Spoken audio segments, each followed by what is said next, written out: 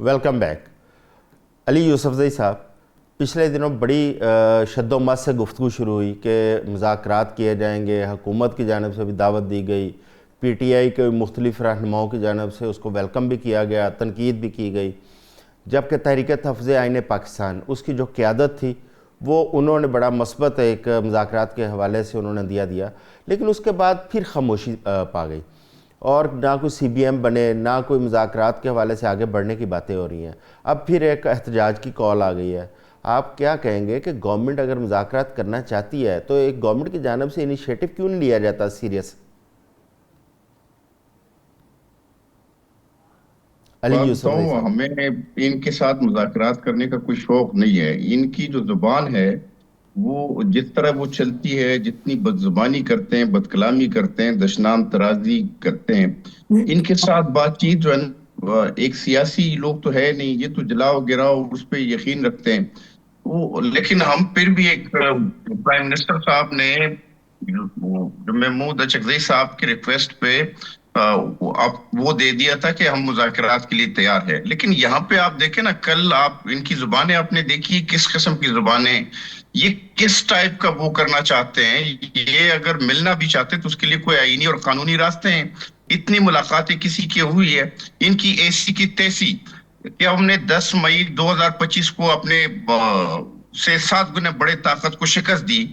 ये जो है आपके सपासलार के खिलाफ जो है दशनाम तराजी करते, गलीज जुबान इस्तेमाल करते। आप कल उनकी ट्वीट देखे ना, इनके साथ मुलाकात के बाद जब इनकी सिस्टर आ गई वह बाहर, उन्होंने जो फिर उसके PTI के जो ऑफिशियल पेज से और इमरान खान के उससे कौन सा जो है ट्वीट हुआ।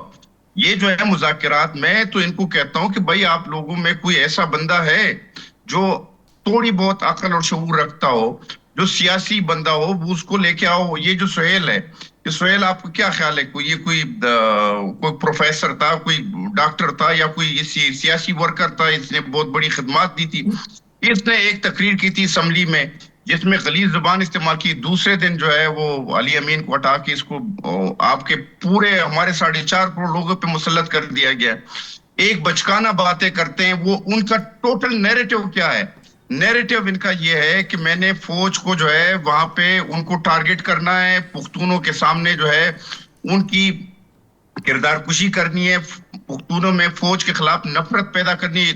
यानी शुरू से जिस दिन आया, इसने कौन सा गलीज इल्जाम लगाया कि जी फौज के जो जवान हैं वो, और हमारे FC, इनको पता भी नहीं है कि FC के जवान जो है वो 100% पुख्तून होते हैं। स्पाई मैं बात कर रहा हूँ। वो कहते हैं जी कि जो नॉर्थ और साउथ में हमारे जो FC नॉर्थ और साउथ है, उसके जवान जो है जब मस्जिदों में घुसते हैं तो कुत्ते लेके आते हैं। इस तरह की जुबानें वो इस्तेमाल कर रहे हैं और वो इनको जो है वो जंग को डॉलरी जंग कहते हैं। अब आपको चौधरी साहब, आपको ये पता होगा कि 2021 अगस्त 2021 के बाद तालिबान आए थे तो उनको $4 अरब मिले हैं। $4 अरब मिले हैं। वो कहते हैं कि जी ये जो पाकिस्तानी फौज है ये डॉलरी जंग लड़ रहे हैं। अच्छा, हम पे केरी लोगर बिल बना, वो उसके जरिए हम पे पाबंदी लगी 2009 में। 2015 में जो है ट्रंप ने आके जो है सारी इमदाद बंद कर दी। ये जो इस मुल्क में अमन और सुकून के लिए फौज जो कार्रवाइयां करती है उनको जो है ये कहते हैं डॉलरी जंग है, और इनका पूरा सोशल मीडिया जो है भरा हुआ है। आज आप देखें कि जो वीडियोस, दहशतगर्दों के वीडियो जो हिंदुस्तान चला रहा है, जो अफगानिस्तान के पेजेस से चल रहे हैं, वही वीडियोस जो है पाकिस्तानी फौज को उसके खराब करने के लिए, या पाकिस्तान यानी आप वही वीडियोस और वो जो तस्वीर है वो शेयर कर रहे हैं PTI के लोग। यानी ये मुल्क दुश्मनी में नहीं, इस हद लेकिन तक जा चुके हैं कि अली जब साहब, वो हिंदुस्तान ने हमला किया, अली साहब, जब हिंदुस्तान ने हमला किया तो अब हमारे हिंदुस्तान की पास जुबान बड़े खोल रहे थे। अली साहब, हमारे पास बड़े इफ़ेक्टिव इस वक्त जदीद तर्ज पे इस्तवार अदारे मौजूद हैं। NCCIA है, FIA है। अगर इस किस्म के कोई पेजेस या इस किस्म के सोशल मीडिया हैंडलर हैं तो उनके खिलाफ कोई कानूनी कार्रवाई क्यों नहीं की जा रही? देखें, ये बदकिस्मती है कि ये चूंकि फॉरेन फंडेड फितना है, और ये तो ये वाज़ेह इलेक्शन कमीशन का फैसला है कि इनको फॉरेन फंडिंग हुई है। जो हैंडलर्स हैं वो बैठे हुए अमेरिका में, यूरोप में बैठे हुए हैं, वो मुख्तलिफ ममालिक में बैठे हुए। ये जो इमरान का पेज है, जो PTI का ऑफिशियल पेज है, ये सारे चल रहे हैं वहां से, बैरूनी ममालिक से चल रहे हैं। तो वहां पे FIA या साइबर क्राइम क्या कार्रवाई करे? असल मसला ये है कि अब आप देखें ना, जो उमर अयूब था, उनने क्या कहा? उन्होंने कहा कि जी इनके पास जो है गोले नहीं है, बारूद नहीं है इनके पास। इनकी सिस्टर क्या कह रही थी जब हिंदुस्तान हमला कर रहे थे? कहते ये नूरा कुश्ती हो रही है। अफगानिस्तान का जो हमला हुआ तो इनका पूरा नैरेटिव क्या था कि हमारी फौज जो है वो बुरी है, और अफगानिस्तान के जो वो है, जो वहां पे जो रजीम है, जो तालिबान है, जो जालिमान है, वो ठीक है और उनकी कार्रवाई ठीक है। उनका पूरा शिफ्ट हो गया था उसके साथ। अब अच्छा, आपको मैं बताऊं कि ये टीटीपी के साथी है, ये बीएलए के साथी है, मजीद बरगीड के साथी है। अच्छा, मैं यानी जो बंदे पाकिस्तान को नुकसान पहुंचाना चाहते हैं, पीटीआई उनके हिमायती अली है। साहब मैं दोबारा और हम अली पाकिस्तान में साहब मैं इंतजार दोबारा चाहते हैं। आपकी तरफ आता हूं। रजा हारून साहब के पास टाइम कम है, उन्होंने जाना है। मैं पहले महमूद मौलवी साहब से पहले रजा साहब के पास जाऊंगा। रजा साहब, एक तो ये है कि पाकिस्तान में दहशत गर्दी एक दफ़ा फिर बहुत ज़्यादा हो चुकी है, और गुज़िश्ता तकरीबन 24 घंटे के दौरान कोई 90 के करीब दहशत गर्द है जिन्हें जहन्नम वासल किया गया। आप दहशत गर्दी पर बात कर रहे थे। अच्छा, दहशत गर्दी के खात्मे के लिए आपको याद होगा APS वाक़े के बाद हम तमाम पूरी कौम एक पेज पर आई थी। अब दहशत गर्दी के खात्मे के लिए हम देखते हैं कि अकेली फ़ौज लड़ रही है, पूरी कौम की उसके अंदर कुछ शमूलियत नज़र नहीं आ रही। इसकी क्या वजह है और कैसे ये दहशत गर्दी से हम छुटकारा पा सकते हैं? नहीं, मैं समझता हूँ कौम तो मुत्तहिद है आलम में। कौम तो अफवाज पाकिस्तान के साथ खड़ी है, और ख़ास तौर पे 10 मई के बाद तो कोई गुंजाइश ही नहीं है इसमें। जो दरार डालने की कोशिश करेगा वो नाकाम हो जाएगा, पूरी तरह नाकाम होगा। हमारी दुआ है कि वो नाकाम हो, जो फौज और अवाम के दरमियान दरार डालने की कोशिश करे। अब जो आपने बात की नेशनल इलेक्शन प्लान की, वो तो ऑलरेडी एक अग्रीड डॉक्यूमेंट है ना, इसके 20 पॉइंट हैं। उस 20 पॉइंट्स के अंदर कुछ जिम्मेदारियां फौज पाकिस्तान की हैं, कुछ विफाक की हैं, कुछ सूबों की हैं। तो मैं यही चाहूंगा कि उसमें तो डिफाइंड है ना, हमारी एपेक्स कमेटियां हैं, विफाक की सतह भी बैठती है, सूबे की सतह भी बैठती है। लेकिन अगर एक वजीर आला खुद ये कहे कि उसके सूबे में शोरिश भी है, उसके सूबे में नकल मकानी भी हो रही है, जिसके कि वो एक बड़ा आर्गुमेंट है उसके, चले उसमें नहीं पढ़ते हम, सब कुछ हो रही है, लेकिन वो सारी रात अडियाले के बाहर बैठा हुआ। तो आपको अपने ओहदे के, आईनी ओहदे की जो आपकी जिम्मेदारियां हैं, अगर उसका आपको एहसास नहीं है, मिसाल के तौर पे बलूचिस्तान में भी एक ऑपरेशन चल रहा है, तो वजीर बलूचिस्तान वहां खड़ा हुआ है। वजीर बलूचिस्तान, उसकी पूरी टीम, उसकी civil defence forces, civil arm forces, हमारी पाकिस्तान, सब मिलकर वो काम कर रहे हैं। और पाकिस्तान के वाम, बलूचिस्तान के वाम साथ खड़े हैं। खैबर पख्तूनख्वा में बज़ाहिर ये नजर आता है, ये तासुर बहुत ज्यादा उभरता चला जा रहा है कि गवर्नमेंट, जिसको के अवाम की सपोर्ट भी है, वो गवर्नमेंट ऐसा नैरेटिव देती है, वो गवर्नमेंट ऐसे बयान देती है जिससे तासुर कायम होता है कि वो नहीं चाहती कि अफवाज पाकिस्तान या विफाक या सूबा मिलकर जो है वो वहां पे दहशतगर्दों के खिलाफ जंग लड़े। तो ये नैरेटिव गवर्नमेंट ने ठीक करना है ना, अवाम को गवर्नमेंट ने ठीक करना है। अगर वो हर वक्त इसी तरह के बयान देंगे, और इतनी अहम, देखे ना, पूरा 24 घंटे से ज्यादा उन्होंने अपने दफ्तर से बाहर गुजार दिया, इंपॉर्टेंट पोस्ट। रियासत का जो ये ओहदा है, इसका एक आईनी हल्फ है। मेरे ये बहुत सारे लोग बैठे हैं, उन्होंने शायद वजीर आला का हल्फ पढ़ा हुआ होगा, उसमें लिखा हुआ है कि मैं अपने पर्सनल इंटरेस्ट को, मैं अपने जाती मफाद को कभी भी रियासत के मफाद के ऊपर हावी नहीं होने दूंगा। पर्सनल मफाद में आपका पॉलिटिकल मफाद भी आ जाता है when you are the chief minister. तो आप एक ऐसे वक्त में जो कि नाजुक है, जो कि सेंसिटिव है, आप अपने दफ्तर में नहीं है। तो अगर कोई आपसे इमीडिएट एग्जीक्यूशन की कोई हिदायत चाहिए हो, कि एडमिनिस्ट्रेटिव आपसे कोई नोटिफिकेशन निकालना है, कोई हिदायत देनी, तो आप तो वहां मौजूद नहीं है।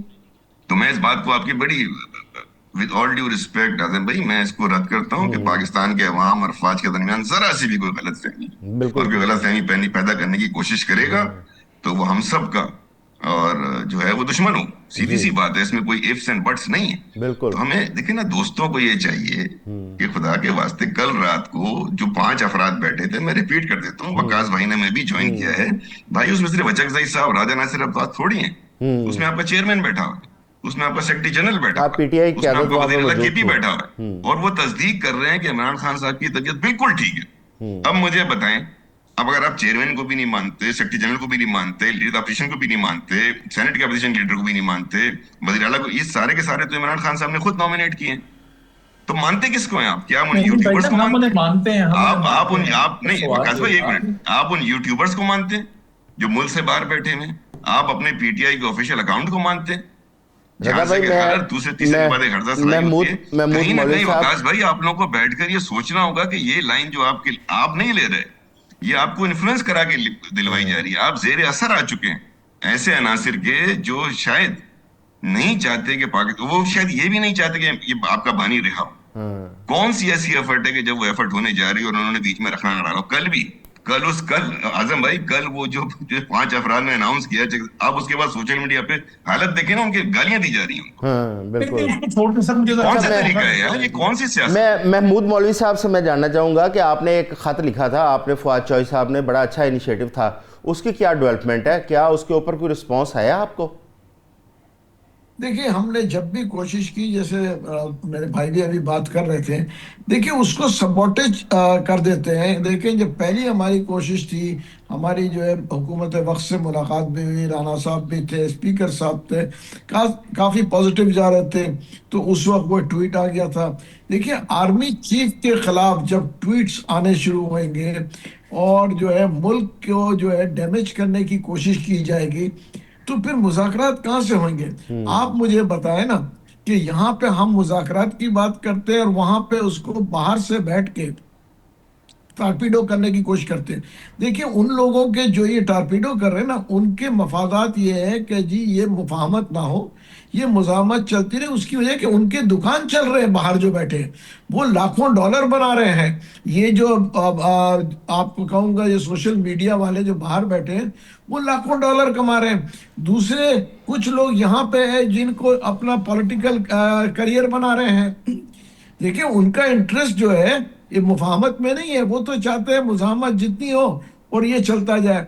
आप मुझे बताएं ना, अभी मैं आपको बताऊं, अभी कुछ दिन में आप देखेंगे अचकज़ई साहब को लोग बुरा भला कहेंगे, हालांकि उनको अपोजिशन लीडर इन्होंने ही अपॉइंट किया है। अब नासिर अब्बास साहब को बुरा भला कहेंगे, ये मैं आपके टीवी पे कह रहा हूँ, आप 10-15 दिन देखें तो देखें। उसकी वजह ये कि ये सिर्फ और सिर्फ जो बाहर बैठे जो ट्रोलिंग कर रहे हैं, आप यकीन करें, मेरी पीटीआई के बड़े सीनियर लोगों से बात होती है जो इस वक्त पीटीआई के इख्तिदार में बैठे हैं, वो कहते हैं कि जी आप बिल्कुल सही कह रहे हैं, मुफाहमत होनी चाहिए, लेकिन हम खुद घबराते हैं, जरा सा हम अगर पॉजिटिव जाने की कोशिश करते हैं तो इधर से ट्रोलिंग शुरू हो जाती है, ये गद्दार है, ये गद्दार।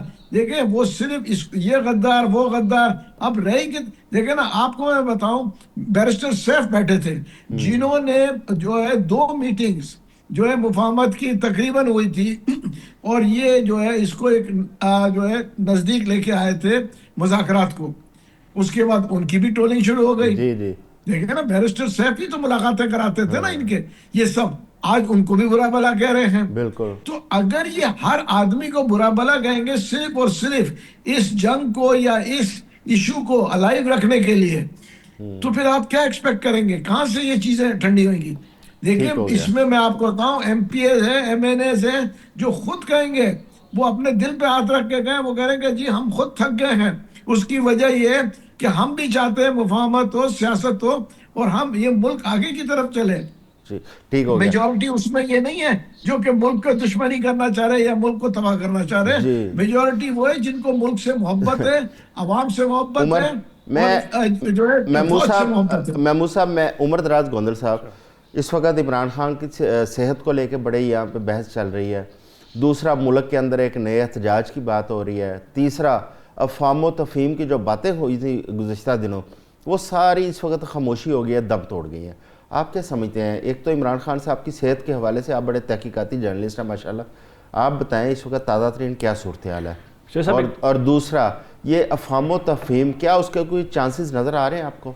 साहब, बहुत शुक्रिया मुझे दावत देने के लिए। पहली बात तो ये है, जहाँ तक खान साहब की सेहत का मामला है, ये देखना ये पड़ेगा कि खराबी आपने की कहाँ से। जब ये खबर बाहर आई, उस वक्त तक गवर्नमेंट के अपने मिनिस्टर्स कह रहे थे कि हमारे नॉलेज में ये बात नहीं है। तो अब इसका मतलब ये हुआ कि आपको खुद पता नहीं था। अगर आपको पता नहीं था तो आपको पता करना चाहिए था, आप एक स्टेटमेंट जारी कर देते। जो रात को पिम्स अस्पताल के डायरेक्टर साहब ने, एग्जीक्यूटिव डायरेक्टर साहब ने वीडियो पैगाम दिया, प्रेस रिलीज जारी की है, अगर खान साहब को हफ्ते को लाया गया था, इतवार को आप जारी कर देते, किसी को वो प्रॉब्लम ना होती। नंबर 1। नंबर 2, पीटीआई जब अडियाला के बाहर धरना दे रही हो, जब सुप्रीम कोर्ट के बाहर धरना दे रही हो, अगले लाहेमल का ऐलान कर रही हो, फिर रात को आप अचानक के जी हमें पूरी जिम्मेदारी से कह रहे हैं।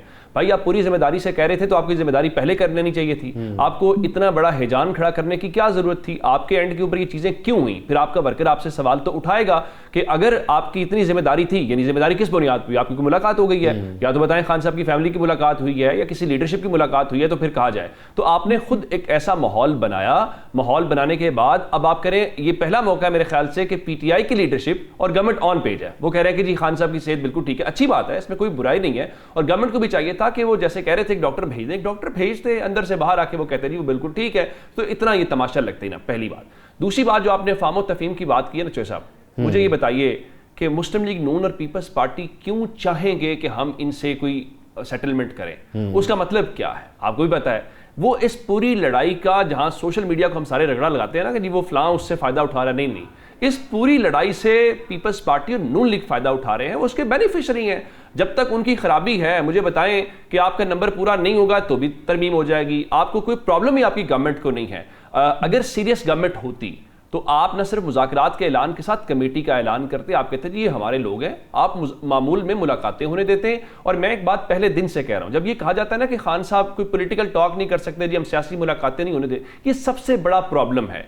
आप सियासी मुलाकातें होने दें, किस तरह से? अगर आपको याद हो, आप खुद कवर करते रहे, लाहौर में नवाज शरीफ साहब कोट लखपत जेल के अंदर कैद थे, जनाब जरदारी, बिलावल जरदारी साहब एक पूरे वफ्द की सूरत में आए थे, उनकी मुलाकात हुई थी सुप्रीडेंट जेल के कमरे के अंदर, तो क्या वो पॉलिटिकल टॉक नहीं हुई थी? इसी तरह की लोगों को, जिस तरह चकजई साहब हैं या दीगर लोग हैं जो जय शख्सियात हैं, उनको इवन चले जी महमूद मौलवी साहब हैं, फवाद चौधरी साहब हैं, ऐसे लोगों को एक्सेस दें जो खान साहब से बात करें, उनको कन्विंस करें, उनको ये समझाएं खान साहब एक कदम आप पीछे हटें। सच्ची बात ये है कि इस वक्त अना का मसला बना हुआ है और आप इस अना के अंदर उलझे रहेंगे, इसमें से फायदा किसी का नहीं होना। और अगर वो फायदा होना होता तो आज के दिन तक फायदा हो चुका होता, और आप कहते हैं जरूरत ही नहीं। हमारे पास टाइम अब बड़ा कम है। वकास मान साहब, क्या पीटीआई वाकई ये दुरुस्त बात है कि जो सोशल मीडिया पे उसके प्रेशर में आके अपने फैसले करती है, या जो फैसले किए जाते हैं उनको सोशल मीडिया की वजह से तब्दील कर दिया जाता है? नहीं, मुझे तो ये नहीं समझ आ रही कि कौन से फैसलों की बात आप कर रहे हैं। फैसले तो गवर्नमेंट करती है। गवर्नमेंट मुज़ाकरात के लिए टीवी पे कहती है कि हम मुज़ाकरात करते हैं, लेकिन आगे उसकी कोई शक्ल नहीं बनाती। जैसे मेरे भाई ने बात की, हम क्या कह रहे हैं? हम तो ये कह रहे हैं जी कि पीटीआई जो है ना, देखें, अगर किसी को अच्छा लगे या बुरा लगे, पीटीआई इमरान खान है, इमरान खान के नाम पे सबने वोट लिया है।